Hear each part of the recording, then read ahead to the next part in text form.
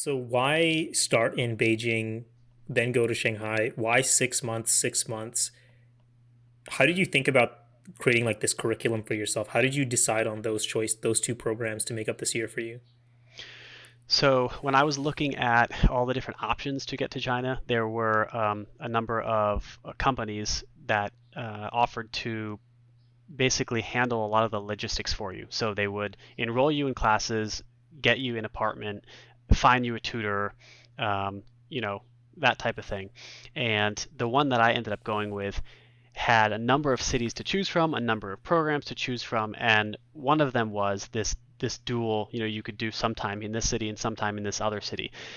Now, I didn't know too much about China at the time. I didn't know what's better, Shanghai, Beijing, Qingdao, all these places. I had no idea. And so I thought, well, a whole year in my mind, I was like, a year, that's so much time. I'll spend 6 months in the capital, Beijing, and then 6 months in the financial capital, Shanghai, and that'll give me like a really good understanding of China. So that was basically it. I mean, I think at that time, moving to China and doing this whole program was, I think the whole cost, including the fees for this agency and everything else at the time for the entire year was like maybe 20,000, 25,000 US, something like that, which um, that's not a small amount of money, but considering that's an entire year of living somewhere, including all that instruction. I mean, my days were 4 hours a day of classroom teaching, 2 hours a day of tutoring, um, and rent and room and board and all that sort of stuff. That's actually was not so bad. That was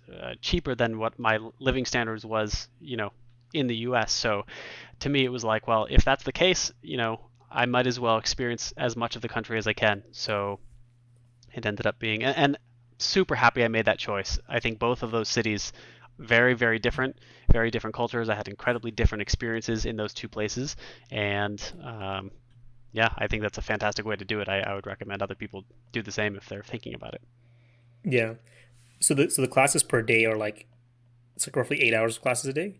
Is that So it right? was 4 hours of classroom class per day, and that was with the school. So at Peking University. So my average day, and it was very similar between the two cities. So basically, my average day would be I would wake up and I would go to class. I'd walk to the campus. My apartments were always quite close, very close to the university. I'd wake up, have some sort of breakfast, some coffee, whatever, go to walk to class and have 2 hours of class, and then there might be a small break, maybe not, and then another 2 hours of class. And those were usually two different teachers and two different subjects. So at one school, they broke down the different kind of modes of language learning, and those are your classes. So some days you'd have like a reading class or a writing class or a listening class or a speaking class, whereas the other at another school we had um, I think reading and what was it? Or maybe it was just like Chinese knowledge, comprehensive, something like that. And the other one was specifically speaking, something like that. So 4 hours of class.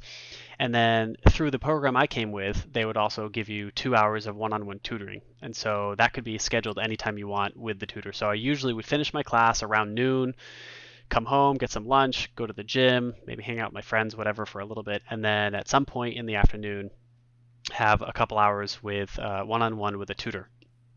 And that was really I thought the tutor time was a huge made a huge difference because in a classroom setting it's challenging to learn as much, to stay super focused, especially because all the students around you would think that going to China, enrolling in one of these courses, that everybody would be as focused as you, but most of the other students in these classes were kind of like me when I was an undergrad. They were just like, oh, there because it's like at that point in time a cheaper place to like spend some time, have an adventure.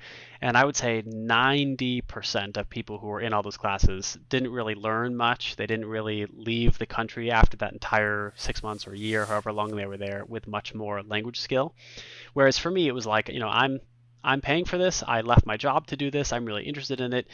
And so I cared a lot about making progress. So the classes were interesting. It was a good chance to practice a little bit, but most of my real gains, so to speak, came from self-study and being with a tutor and actually one-on-one sort of chatting with them and going through, whatever curriculum they had for me. Yeah. So okay, so here's a question. So what was life like? outside of classes. So now you're living in China, pretty different from being in the US. You're taking classes, but you still have some free time. So how do you spend your days like this? You know, I guess slight differences between your times in Beijing and Shanghai, but outside of classes, like how did you spend your time? Anything stand out to you about that whole part?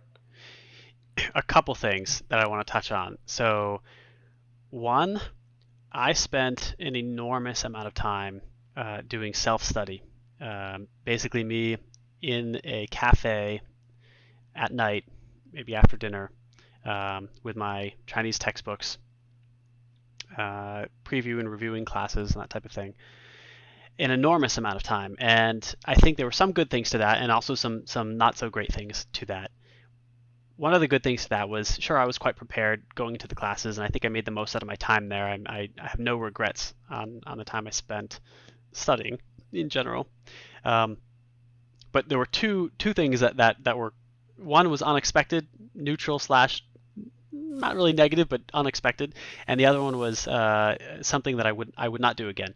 So the thing that was a little bit unexpected was I spent so much time kind of like on my own studying that at the end of that entire year, when I returned to the US, I felt like my social skills had gone down a tiny little bit because like I just like, as a normal person in your own home country, it was so much interaction with people. You're just wherever you're just used to very fluently interacting with people all the time. And then when I was in China, um, my language skills, not until near the end was I really able to just spontaneously converse with people kind of at ease.